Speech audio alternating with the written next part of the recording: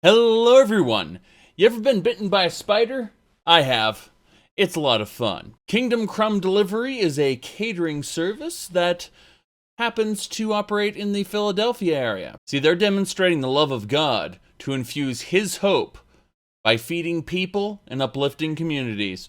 Jesus Christ be praised. Anyway, jokes aside, there's a video game here, and we're gonna talk about it. Hungry Hungry Henry is a video game that half the world advertised to me as the most epic fantasy life simulator we would ever see. And by fantasy, they meant authentic medieval experience, which really wasn't fantasy, but they were billing to me like a better Skyrim or something. The term realism was bandied about left and right. And I can't tell you what the actual company said when they were advertising this, because I hadn't heard about it until fans were coming to me and saying, you should play this. I heard there was a Kickstarter that happened at some point, long before I even knew the game existed. This had apparently been a long time coming.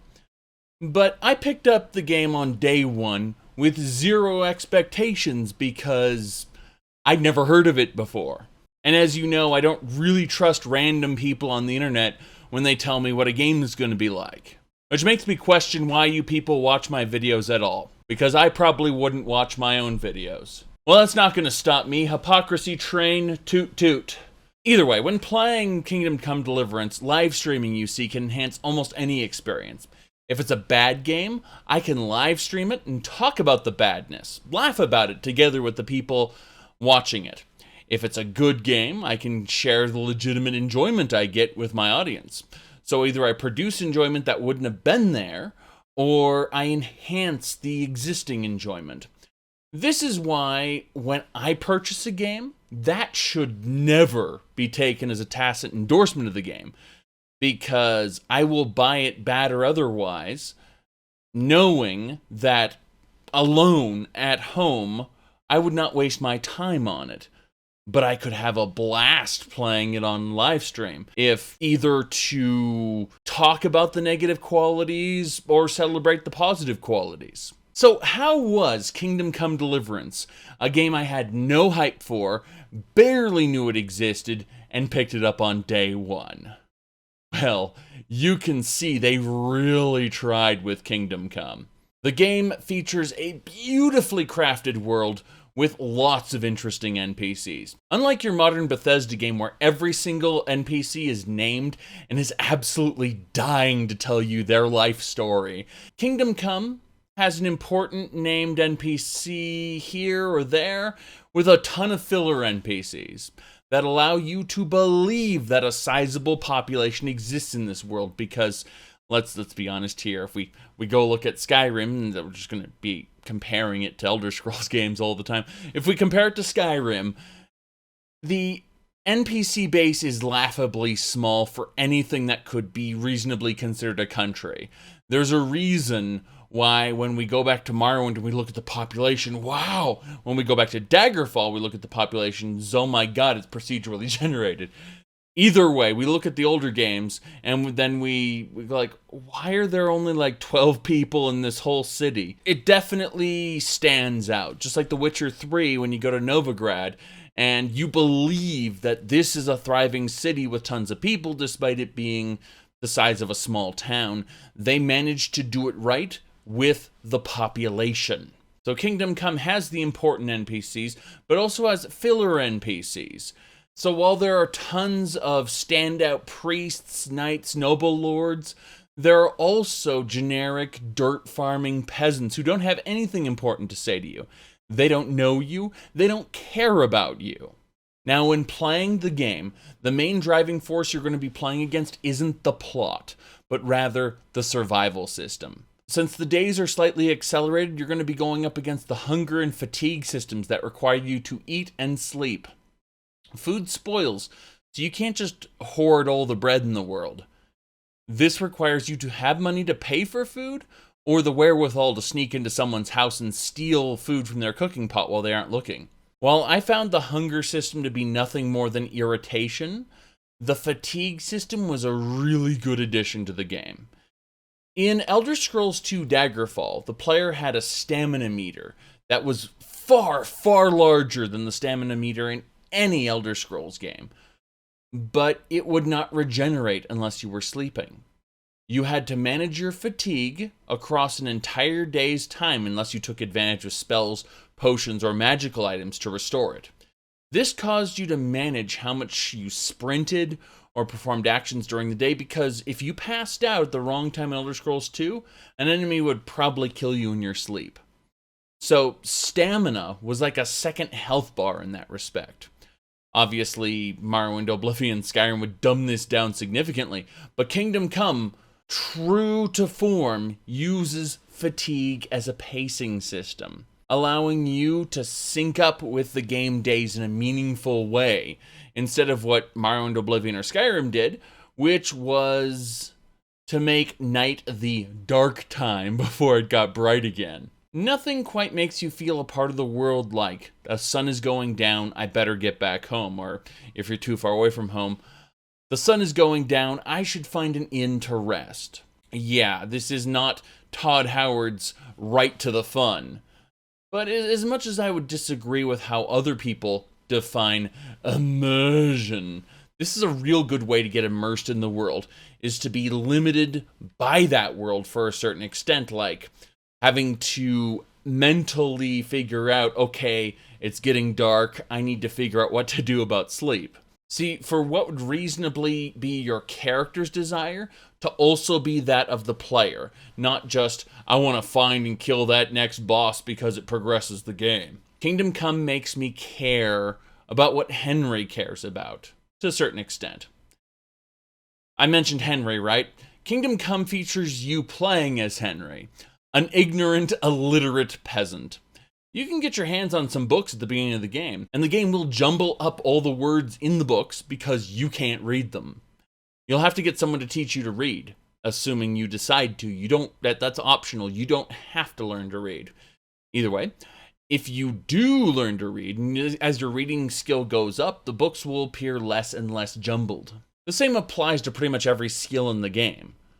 Henry was raised as a blacksmith's son, who lived his early life pretty much as a life of leisure, as much of leisure as a blacksmith's son could have, meaning he was never really challenged in his youth, and therefore never really grew. Henry has basic physical strength from performing chores, but that's about it. Henry's skills reflect this, and Kingdom Come features a skill system that allows Henry to improve in nearly every area, from melee combat to archery to speechcraft and more. If you just wander off into the wilderness and try to fight someone at the beginning of the game, you'll die almost immediately. You gain quite a bit of skill just getting trained by soldiers as a part of the main quest line. And the same is true for pretty much any action you want to perform in the game world. You get trained, therefore you get better, therefore you're able to perform it competently on your own later. Now, I think the most standout feature of this game are the timed element on quests.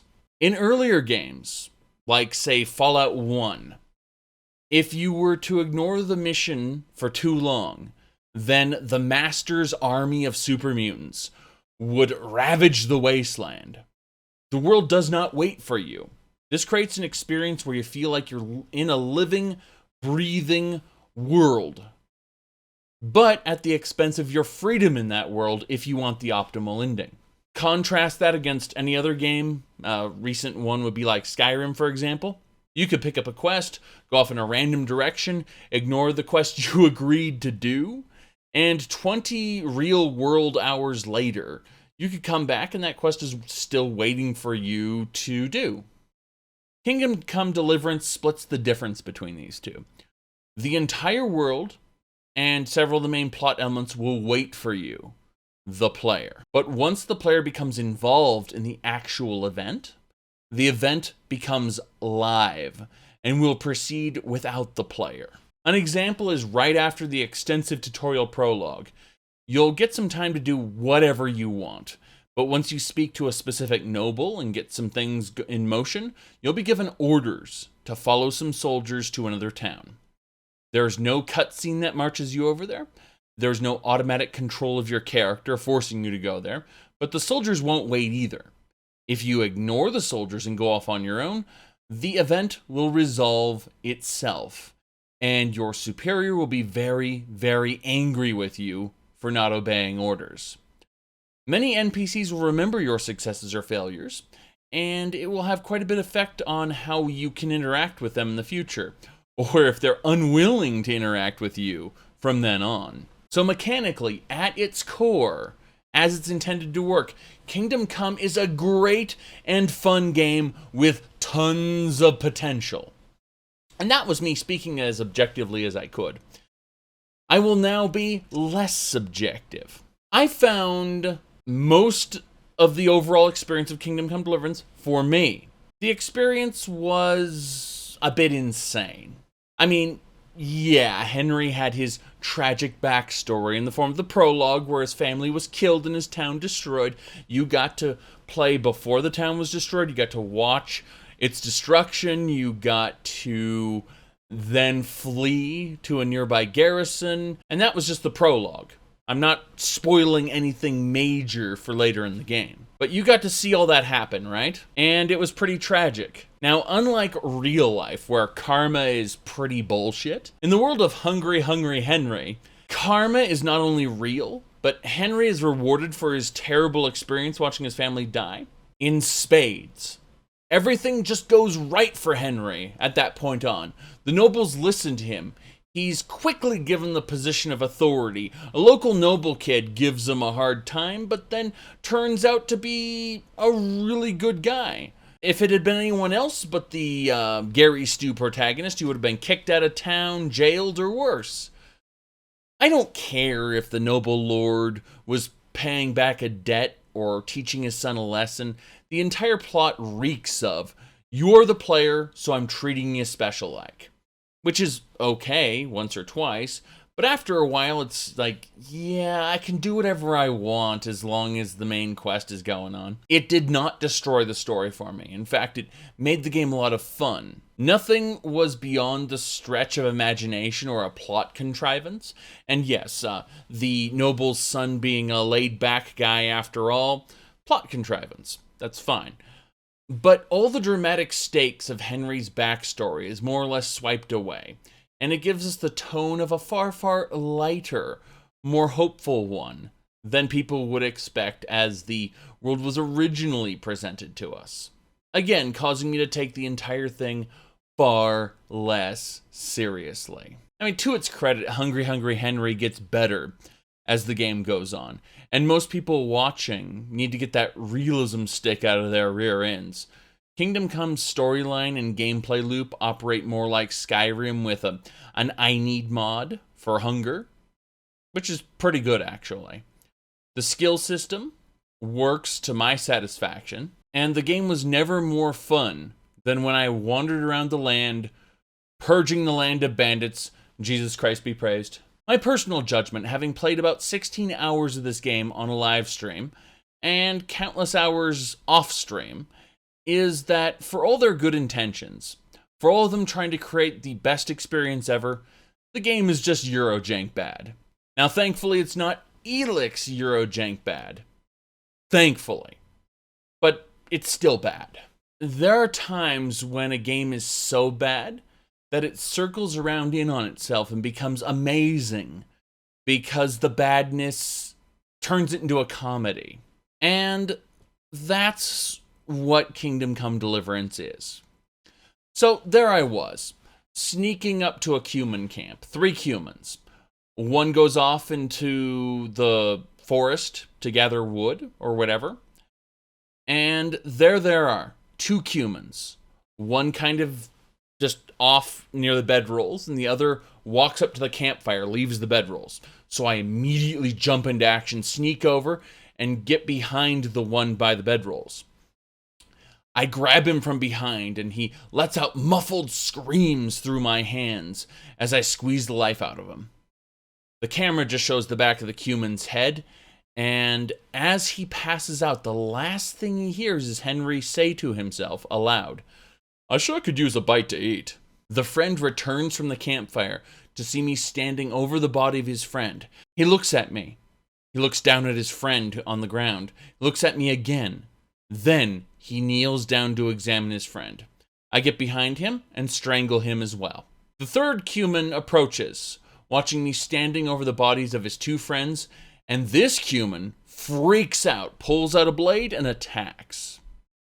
This is the rule more than the exception in Hungry Hungry Henry. I could waste an inordinate amount of time going over similar things, as the AI for the NPCs is just horrible when you step outside the bounds of what the developers expected you to do. I think the best example I have of things breaking was on one of my repeat playthroughs. I robbed a shop in the middle of the night. Nobody saw me do it. But for whatever reason, the next day, the shopkeeper had a guard with him. The guard saw me and chased me out. The town guards immediately assisted the guard against me. They saw the shop guard as their ally, immediately, without even asking me a question, decided I needed to die.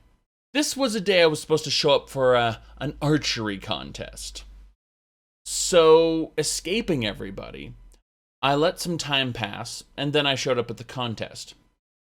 Suddenly, when I start it, the shop guard comes out of nowhere and attacks me.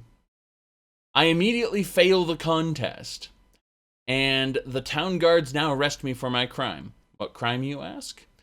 Well, apparently the guards coming after me believe that I had assaulted the guard. They say crime doesn't pay. Sometimes it does. And sometimes the AI glitches out in the most glorious ways to create scenarios where a guard will attack you for a hated reputation, and your fellow assigned soldiers will help you fight the town guards, whom they were supposed to be supporting. These soldiers were supposed to be supporting the town guards, but the soldiers kill the town guards. The soldiers turn on everybody. The people who are supposed to be protecting the town end up killing the village's own people, just because a town guard hated your guts.